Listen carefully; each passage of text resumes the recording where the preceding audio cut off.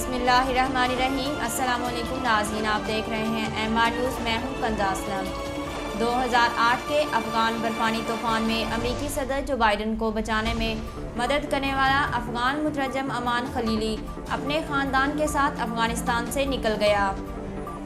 अमरीकी महकमा ख़ारजा के मुताबिक अमान खलीली फैमिली के हमरा ज़मीनी रास्ते से पाकिस्तान में आया और अमरीकी तैयारे में दोहा रवाना हुआ। गैर मुल्की खबरसां एजेंसी के मुताबिक पासपोर्ट ना होने पर अमान खलीली मज़ार शरीफ से परवास में सवार नहीं हो सकते थे, जिसके बाद खलीली और इनकी फैमिली 2 दिन सफ़र करके ज़मीनी रास्ते से पाकिस्तान पहुंचे और 5 अक्टूबर को सरहद अबूर की।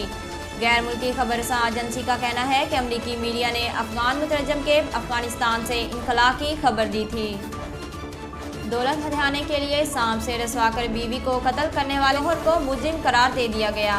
भारतीय मीडिया के मुताबिक रियासत केरला की एडिशनल सेशन कोर्ट ने पीर के रोज़ कत्ल केस में 28 साला सूरज एस कुमार को अपनी बीवी को सांप से रसवा कर कत्ल करने के इल्ज़ाम में मुजरिम करार दे दिया गया।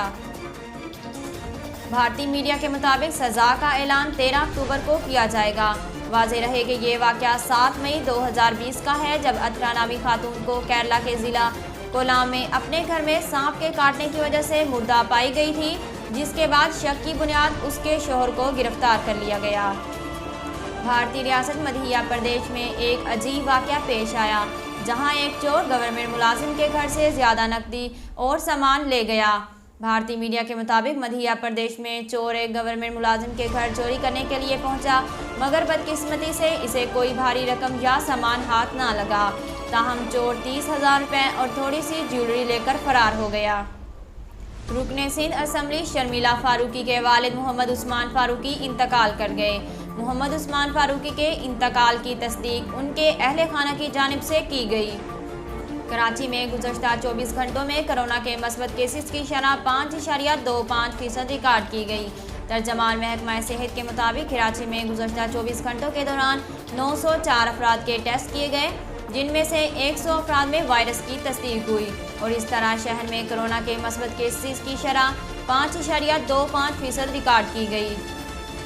तर्जमान के मुताबिक गुज़श्ता 24 घंटों में हैदराबाद में मस्बत केसेस की शरह 17.78% रिकॉर्ड की गई, जबकि सिंध के मुख्तलिफ अजला में 24 घंटों में कोरोना की मस्बत शरह 2.32% रही।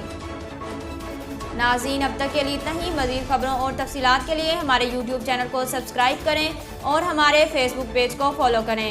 अपनी मेज़बान कंज़ा असलम को दीजिए इजाज़त। अल्लाह हाफ़िज़।